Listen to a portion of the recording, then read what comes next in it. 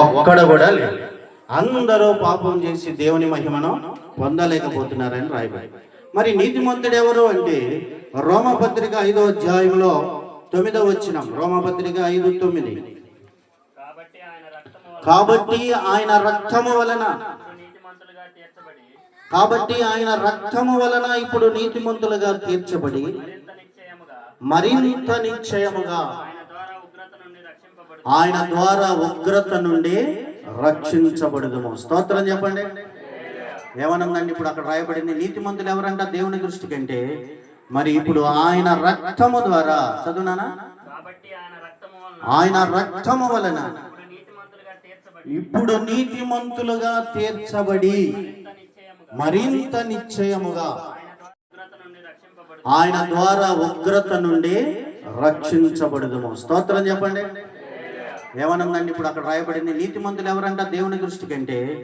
మరి ఇప్పుడు ఆయన రక్తము ద్వారా, చదువునానా, ఆయన రక్తము వలన ఇప్పుడు నీతిమంతులుగా తీర్చబడి మరింత నిశ్చయముగా ఆయన ద్వారా అంటే యేసుక్రీస్తు ద్వారా ఉగ్రత నుండి రక్షింపబడతాం. స్తోత్రం చెప్పండి ఒకసారి. యేసు ప్రభు దేవుడు ఈ లోకానికి ఎందుకు రావాల్సి వచ్చింది? దేవుడే ఈ లోకానికి ఎందుకు రావాల్సి వచ్చింది? శరీరధారికి ఎందుకు రావాల్సి వచ్చిందంటే మనుషుల్లో పాపం ఉంది. తల్లిదండ్రుల పాపం, జన్మ పాపం, కర్మ పాపం. అంటే కర్మ అంటే క్రియల పాపం. ఈ పాపం మనిషి జీవితంలోకి వచ్చింది కనుక ఆ పాపం ఉన్నంత కాలం నెమ్మది ఉండదు, మనశ్శాంతి ఉండదు, ప్రశాంతత ఉండదు. ఈరోజు ఒకరు కాదు, ఇద్దరు కాదు, అందరూ పాపంలోనే పుట్టాం. దావీదు అన్నాడు, నా తల్లి గర్భమందే నేను పాపంలో పుట్టినవాడను అని రాయబడింది. అంటే గర్భంలో ఉండగానే మనం పాప స్వభావంతో పుట్టాము, పాపంలో పుట్టాం కనుక పాపాలు చేస్తున్నాం. అందుకే దేవుడు ఈ లోకానికి వచ్చాడు, ఉగ్రత నుండి రక్షించడానికి, మనల్ని నీతిమంతులుగా తీర్చడానికి. ఎంత మంచిగా బ్రతుకుదామన్నా ఏదో ఒక లోపం మనిషిలో ఉంది. దేవుని దృష్టి ఎదుట ఎవరు నీతిమంతులుగా లేరు. స్తోత్ర గట్టిగా హల్లెలూయా.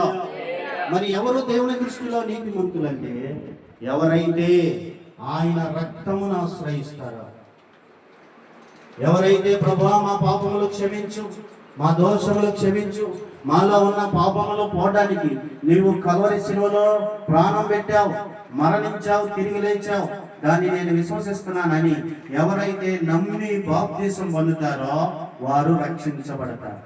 నమ్మని వారికి బిడ్డలందరినీ పేరు దీవించి ఆశీర్వదించి అన్ని విషయాల్లో సమాధాన సంగతులు ఇచ్చి వారి బిడ్డలను వారికి కలిగిన సమస్తాన్ని ఆశీర్వదించండి. యేసుక్రీస్తు నామములో ప్రార్థన సమర్పిస్తున్నాను తండ్రి.